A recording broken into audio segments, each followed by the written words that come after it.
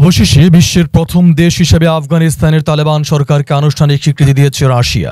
রাশিয়ার আনুষ্ঠানিক স্বীকৃতি তালেবানের নেতৃত্বাধীন ইমারতে ইসলামিয়ার সরকারের জন্য এক নতুন অধ্যায়ের সূচনা করেছে। এই সিদ্ধান্ত শুধু দুই দেশের সম্পর্কেই নয়, আফগানিস্তানের রাজনৈতিক অবস্থান নিয়েও নতুন আলোচনা তৈরি করেছে। রাশিয়ার এই পদক্ষেপকে স্বাগত জানিয়েছে চীন। অন্যদিকে কাতারে নিযুক্ত আফগান রাষ্ট্রদূত মাওলানা সোহাইল শাহিন জানিয়েছেন, রাশিয়ার এই উদ্যোগের পর আরও অনেক দেশ তালেবান সরকারকে স্বীকৃতি দিতে পারে। বৃহস্পতিবার রাশিয়া আনুষ্ঠানিকভাবে তালেবানের নেতৃত্বাধীন ইমারতে ইসলামিয়া আফগান সরকারকে রাষ্ট্রীয় স্বীকৃতি দেয়। এই উপলক্ষে কাবুলে ইমারতে ইসলামিয়ার পররাষ্ট্রমন্ত্রী মাওলানা আমির খান মুত্তাকি এবং রাশিয়ার রাষ্ট্রদূত দিমিত্রি জিরনোভের মধ্যে এক গুরুত্বপূর্ণ বৈঠক অনুষ্ঠিত হয়। আফগান পররাষ্ট্র মন্ত্রণালয়ের এক বিবৃতিতে জানানো হয়েছে, বৈঠকে রুশ রাষ্ট্রদূত রাশিয়ার সরকারের পক্ষ থেকে তালেবান নেতৃত্বাধীন সরকারকে স্বীকৃতির ঐতিহাসিক সিদ্ধান্তটি আনুষ্ঠানিকভাবে আফগান সরকারকে অবহিত করেন। তিনি বলেন, রাশিয়ার এই পদক্ষেপ প্রমাণ করে যে মস্কো ইমারতে ইসলামিয়ার সঙ্গে সম্পর্ক আরও সম্প্রসারিত করতে চায়। মাওলানা আমির খান মুত্তাকি রাশিয়ার এই পদক্ষেপকে আন্তরিকভাবে স্বাগত জানিয়ে বলেন,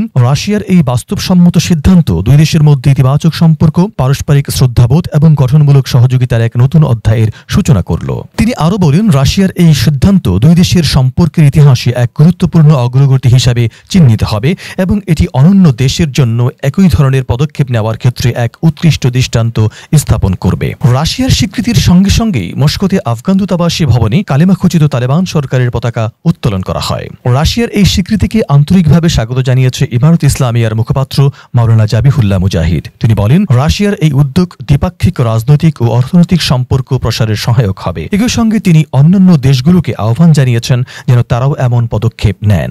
কাতারে নিযুক্ত ইমারতে ইসলামিয়ার রাষ্ট্রদূত মাওলানা সোহাইল শাহিন বলেছেন, রাশিয়ার সিদ্ধান্তের পর আরও কিছু দেশ তালেবান সরকারকে স্বীকৃতি দেবে। সম্ভবত আগামী কয়েক সপ্তাহ বা মাসের মধ্যেই আমরা সুসংবাদ শুনতে পারব। চীনও রাশিয়ার এই স্বীকৃতিকে স্বাগত জানিয়েছে। চীনের পররাষ্ট্র মন্ত্রণালয়ের মুখপাত্র মাওনিং বলেছেন, চীন বিশ্বাস করে আফগানিস্তানকে আন্তর্জাতিক সম্প্রদায়ের কাছ থেকে বিচ্ছিন্ন রাখা উচিত নয়। পরিস্থিতি যেমনই হোক না কেন, চীন ও আফগানিস্তানের কূটনৈতিক সম্পর্ক কখনো ছিন্ন হয়নি। রাশিয়ার স্বীকৃতিকে ঘিরে আফগান সরকারের নেতৃবৃন্দ, বিশ্লেষক এবং সাধারণ জনগণ সন্তোষ প্রকাশ করেছেন। পররাষ্ট্র মন্ত্রণালয়ের তৃতীয় রাজনৈতিক বিভাগের প্রধান মোহাম্মদ জাকির জালালি বলেছেন, ইমারতে ইসলামিয়ার প্রমাণ করেছে যে তারা এমন এক সহযোগিতার দিকে অগ্রসর হচ্ছে যেখানে আঞ্চলিক ও আন্তর্জাতিক স্বার্থ সুরক্ষিত থাকবে। কান্দাহারের তথ্য ও সংস্কৃতি বিভাগের প্রধান মাওলানা ইনামুল্লাহ সামাগানি বলেন, রাশিয়া আফগানিস্তানের সঙ্গে সম্পর্ক স্থাপনের জন্য সঠিক ও কূটনৈতিক পথ বেছে নিয়েছে। এটি ইমারতে ইসলামিয়ার সফল পররাষ্ট্রনীতির বড় এক অর্জন। হাফেজ আনাস হাক্কানি বলেন, ইমারতে ইসলামিয়ার সঙ্গে আনুষ্ঠানিক সম্পর্ক স্থাপন একটি স্পষ্ট বাস্তবতা যা কেউ অস্বীকার করতে পারবে না। চাপ ও দূরত্বের নীতি কোনো ফল দেয় না, সমস্যার সমাধান সংলাপ ও সহযোগিতায় নিহিত। আফগান সরকারের গণমাধ্যম কেন্দ্রের প্রধান মাওলানা নঈমুল হক হক্কানি বলেন, রাশিয়ার স্বীকৃতির পারস্পরিক সম্মানের ভিত্তিতে সক্রিয় কূটনৈতিক সম্পর্কের প্রকাশ।